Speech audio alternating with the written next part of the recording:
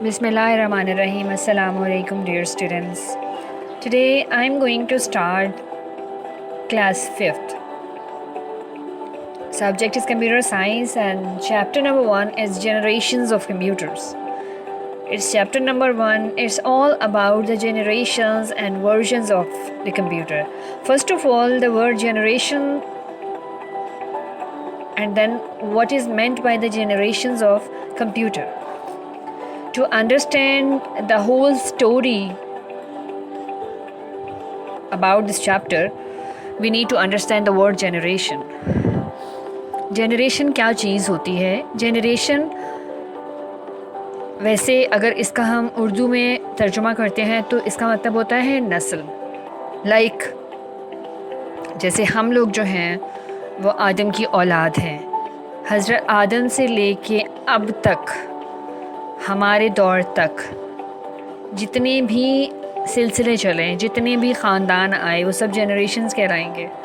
Like अब हम बात करें कि हम लोग जो है वो 21st सेंचुरी जो है उसकी जनरेशन है और हमारी क्वालिटीज़ क्या हैं.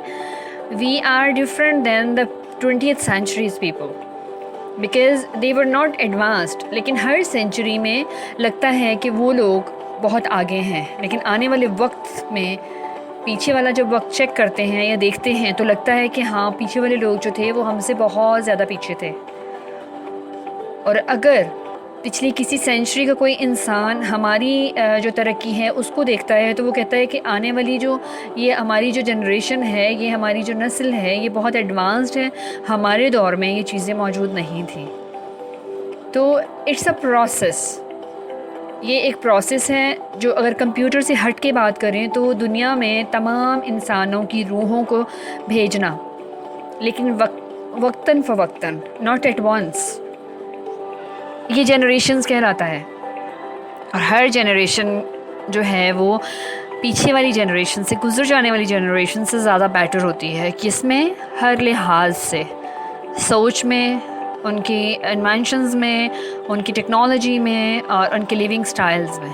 क्योंकि इंसान जो है, अगर इंसान के अंदर ये हिस्स नहीं होती कि वो तरक्की ना करे या वो एक ही जगह पे स्टिल रहे, तो क्या होता, आज हम गारों में रह रहे होते और हम वही वाली ज़िंदगी गुजार रहे होते. लेकिन एक्चुअली ऐसा है नहीं.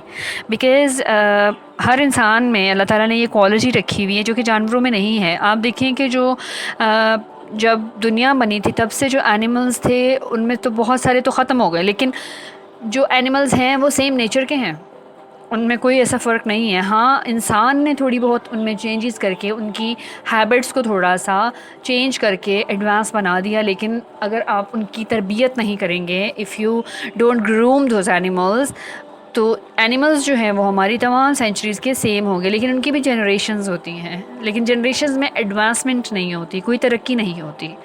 तो जनरेशन की डेफिनेशन आई थिंक आपको बहुत अच्छे से समझ आ गई होगी. अब हम चलते हैं कि why we are using the word generations with the computer systems. Generations of computers means versions of computers. जैसे हमने previous classes में we read about the versions of computer, that how the old computers were working and which devices were used to provide the electricity and power to the old computers. And now if we compare those systems with the previous one, we find much and 100,000 times better than the previous versions, because our computers are smaller in size and efficient, huge storage capacity, and the most efficient in working, and we are unable to survive with our systems. जबकि आप पिछले computers को देखें तो आपको पता चलेगा कि पिछले जितने भी कंप्यूटर्स थे उनमें जो क्वालिटीज़ थी वो नहीं थी इतनी क्या हम कंपेयर कर ही नहीं सकते थे, बिकॉज़ हमारे पास कोई नई जनरेशन का कंप्यूटर नहीं था जिस वजह से हम उनको कंपेयर कर सकते. तो जो पिछली जनरेशन के कंप्यूटर थे उनमें एक ये चीज़ थी कि they were larger in size, they occupied the whole room, they used heavy bulky vacuum tubes and heavy bulky devices to provide the electricity. So those computers were not suitable, and the most beneficial computers, nowadays we are using the most beneficial computers. इसी तरह से अगर हम बात करते हैं कि computer में जनरेशन्स कैसे चली, तो हम इस चैप्टर में we will read about it. First thing is, मैंने यहाँ पे कुछ पेजेस पेस्ट किए हैं आपके लिए. Just like here you can see generations of computer chapter number 1. First of all we study और we read thoroughly. Computers have changed over years, कि कुछ सालों में कंप्यूटर जो है वो बहुत तब्दील हो चुके हैं, और ये हम भी जानते हैं. But our journey starts in 1940s with the first generation computers. They are talking about Mark 1. Mark 1 जो कंप्यूटर था वो एक ऐसा कंप्यूटर था जिसको चार्ल्स बेबेज, जो कि father of the computer, he is a father of computer, उसने इन्वेंट किया था. तो वो कंप्यूटर जो था वो फर्स्ट जनरेशन कंप्यूटर था. लेकिन उससे पहले भी हिस्ट्री है. उससे पहले जो हिस्ट्री थी वो कैलकुलेटिंग डिवाइसेस थी. तो कंप्यूटर जो थे, हमारे प्रॉपर जर्नी स्टार्ट हुआ है वो 1940s में हुआ है with the first generation computer. और उन कंप्यूटर्स को क्या कहा गया? फर्स्ट जनरेशन कंप्यूटर्स कहा गया. अब here is the detail of devices. Which device in first generation computers they were used, which device they used. You can see the picture. It's a vacuum tube, and on the other side you can see ENIAC, the largest computer, and ENIAC used this vacuum tubes. आजकल के दौर में we use microprocessor. It's the smallest chip we use to do any work. But vacuum tube क्या थी? Vacuum tubes were so big. Hi, I am the maid. Here is the definition of vacuum tube. Vacuum tube खुद अपने आप को introduce करा रही है. I am a vacuum tube. I am made up of wires which carry data in the form of electronic signals. कि मेरे अंदर बहुत सारी वायर्स हैं, और मैं अपने उन वायर्स के थ्रू जो डाटा है वो इलेक्ट्रिक सिग्नल्स के थ्रू, इलेक्ट्रॉनिक सिग्नल्स के थ्रू जो है वो मैं डाटा ट्रांसफ़र करती हूँ. एंड अ ग्लास बल्ब, और एक बहुत बड़े ग्लास बल्ब के अंदर वो तमाम वायर्स जो थी वो अटैच थी. आई am the core component of large electronic computer. Core mean basic, सबसे इम्पॉर्टेंट, कि जिसके बगैर काम नहीं हो सकता. जस्ट लाइक हम बिल्डिंग बनाते हैं, we see the base of the building. If the base of the building is strong then it means we can just construct our whole building confidently.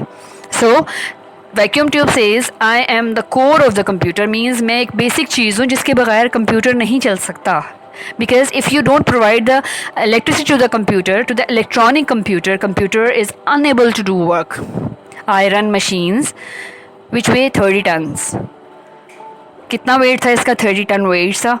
and fill an entire room. I told you about it, that it was so big in size and perform thousands of maths problem in a minute. एक minute में बहुत सारे सिर्फ maths के problems को solve किया जाता था. But I need a lot of electricity, so I get overheated and often broken down. क्या होता था कि मेरे लिए बिजली इस्तेमाल बहुत ज़्यादा होती थी, तो इस वजह से होता क्या था कि अक्सर जो थी ये टूट जाती थी, ब्लास्ट हो जाती थी, क्योंकि बिजली बहुत ज़्यादा इस्तेमाल होती थी. तो इस पेज पे हमने क्या देखा? इस पेज पे हमने देखा कि 1940s में जो थे वो फर्स्ट जनरेशन कंप्यूटर्स आए थे हमारे पास. उसके बाद क्या हुआ, कंप्यूटर्स में आहिस्ता आहिस्ता चेंज होता गया, जिसकी वजह से ये आज हमारे सामने ऐसी शक्ल में मौजूद हैं कि जो हम यूज़ कर रहे हैं, like our laptops and like our mobile phones. और यहाँ पे वैक्यूम ट्यूब जो है वो अपना इंट्रोडक्शन दे रही है. इसके मेन पॉइंट्स क्या हैं? I am a vacuum tube, I made up wires which carry data in the form of electronic signals and glass bulb, and I am the core of component of the computer. मैं एक बहुत अहम part हूँ computer का, जिसके बगैर computer work नहीं कर सकता. I run machines which weigh 30 tons. इसका वेट कितना था जिसमें तमाम शामिल थी? 30 टन का वेट था, जो कि आजकल हमारे कंप्यूटर का टन तो क्या बहुत कम वेट है, लाइट वेटेड है, लेकिन इतने एफिशिएंट हैं कि you can do anything and everything. लेकिन वो मैथमेटिकल ऑपरेशंस जो थे, प्रॉब्लम्स जो थे, उनको एक मिनट में सॉल्व करते थे. बट आई नीड, लेकिन यहाँ पे उसने अपना जो है वो डिसएडवांटेज बता दिया है कि उसको बहुत ज़्यादा बिजली की ज़रूरत होती थी, और उसकी वजह से अक्सर ये होता था जब ज़्यादा बिजली आती थी तो वो ओवर हीटेड हो जाती थी और ऑफन ब्रेक डाउन, और अक्सर जो था वो टूट जाती थी.